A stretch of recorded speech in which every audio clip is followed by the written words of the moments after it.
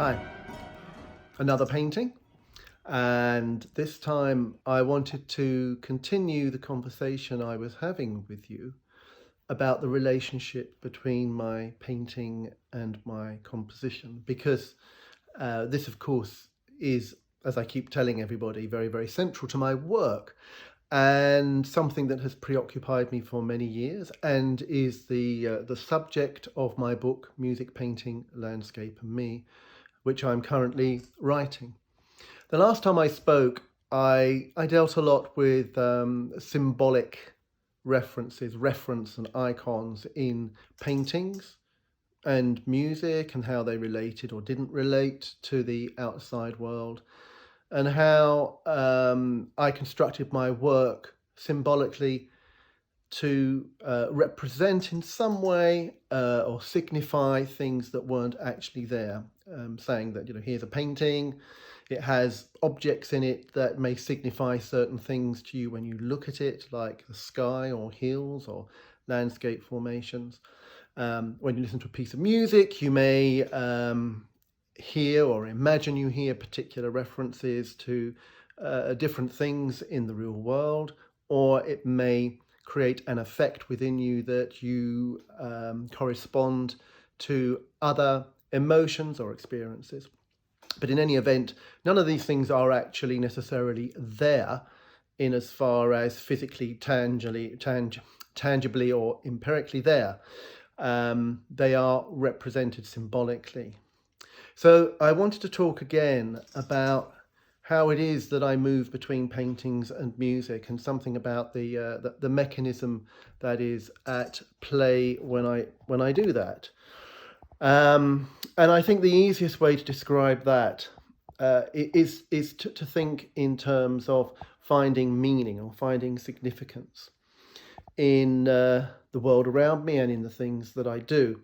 So with the paintings and the music, I find meaning through the act of interpretation and through the act of making and interpreting what I've made, bit by bit by bit.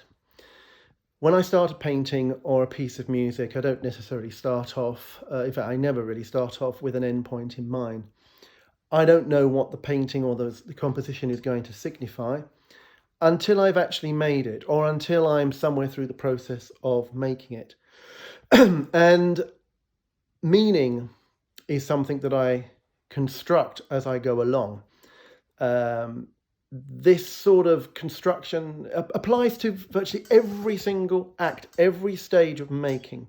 Everything that I do, every paintbrush that I make, every mark that I make, every line, every selection of colour, every note, every rhythmic configuration, all the imaginings around what music may be like when it plays out in time, the materials, how they combine, the relationships, all of these aspects, every tiny aspect, moment by moment, bit by bit, as I construct them, I interpret them. And I interpret them, and through that interpretation, I get some sort of significance or meaningfulness. And it is that significance or meaningfulness that then informs me about the next step, whether to moderate it, change it, enhance it, leave it alone, move on to something else, whatever.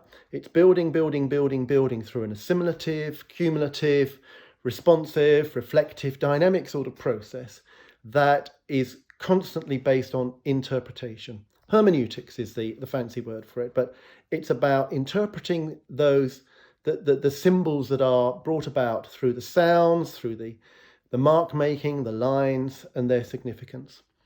So within each of these art forms, I'm constantly creating significance. I'm constantly interpreting that. I'm constantly mark making. I'm interpreting that, and from it drawing significance and meaning.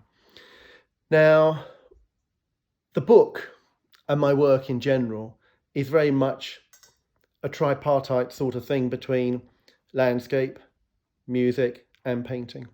So how is it that I move between these things, and how can I sort of legitimately claim that there's any connection between them at all?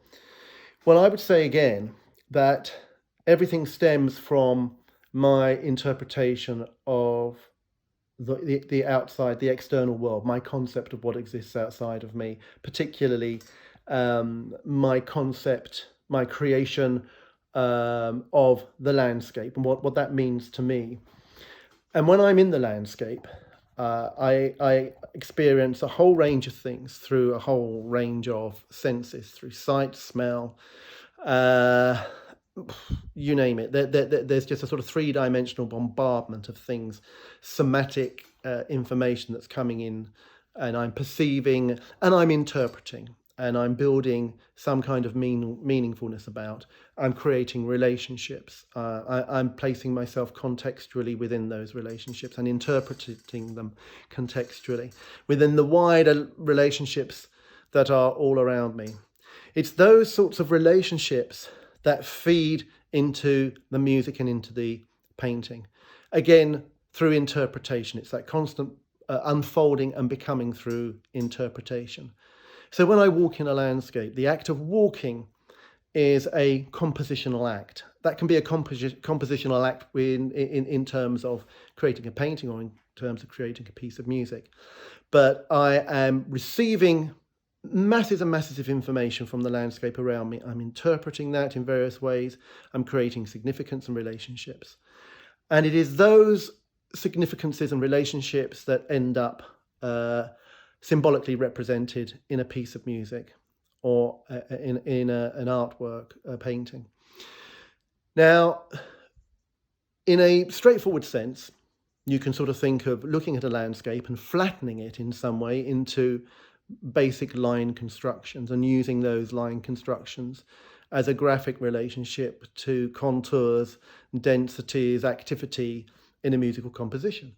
Or more mimetically, looking at how you translate that into a painting and its topographical features and landscape relationships and objects.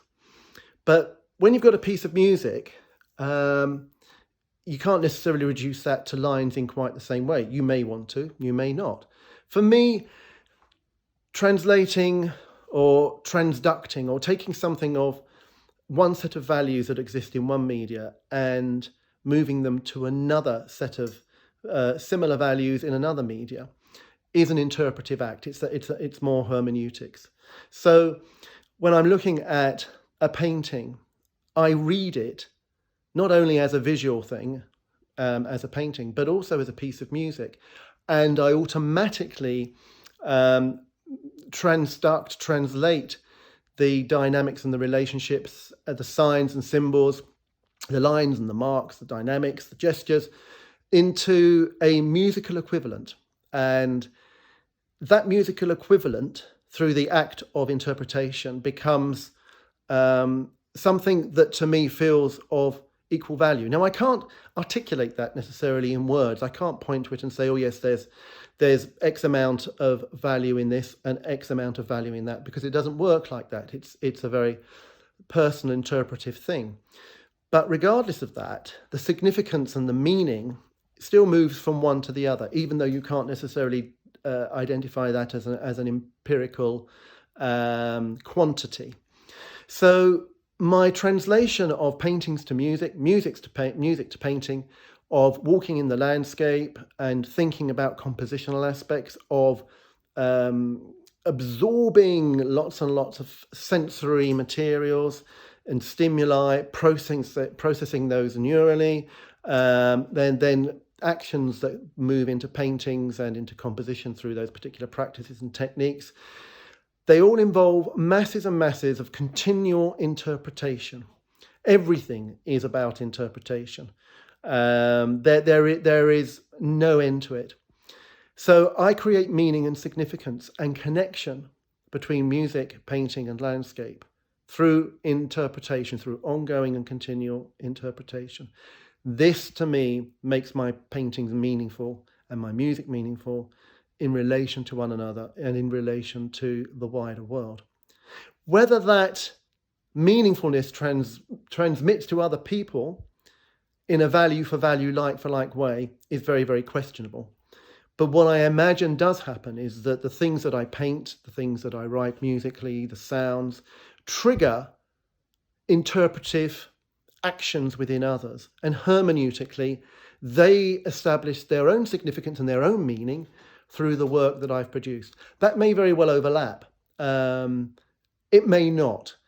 And it doesn't matter as far as I'm concerned. I'm in the art of making stuff, and I know other people will interpret it, and I know that they will create their own meaning and their own significance from the actions that I take. For me, that's what being an artist is. I'm a builder, I'm a maker, and the things that I build and the things that I make are put out into the world for other people to do with what they will, to interpret how they will, to find their own significance, their own meaning, their own stories, their own interpretation. So that's really how I feel that all of these things are linked. They are linked through my hermeneutic capacity, through my ability to interpret, through my inner symbolic world and how that relates to what I interpret, what I see, what I hear, what I experience. And all these things are linked in a big soup of me being an artist and a composer. I write in a lot more detail about all of these things in my book, and I'm still writing my book. It's a huge task, but I'm very, very much enjoying it. And the more I'm writing it, the more I am discovering about what I'm doing, how I'm doing it, and why I'm doing it. Having said that, there's a lot of unknown quantities in there as well. And I don't think I'm ever going to answer all of those things. But even thinking about interpretation and hermeneutics and meaning in the way that I have been, it helps me to feel much more situated in the work that I'm doing and to have a better grasp of how I'm doing it. Anyway, I hope that's not too confusing, because I am talking straight from the top of my head in a very sort of down the pub, have a pint of beer, conversational sort of way. I may be rambling, I may be repeating myself, I'm sure I am, but I hope the essence of what I'm saying is intelligible and sensible to you, and that in some way it helps if you do have that question, what is the connection between my work, the different aspects of my work, or even your own work, and how you think about music, composition, painting, landscape, sculpture, architecture, life, anything. How do you interpret those things, and what is meaningfulness and significance to you?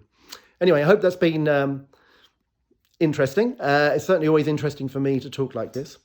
And today I made my video before I started painting, which is, great, because I'm not covered in green and yellow and red splodges and all the rest of it. So I think that's a bit of an advantage. Anyway, I'll speak soon, and keep safe and be happy. Bye-bye.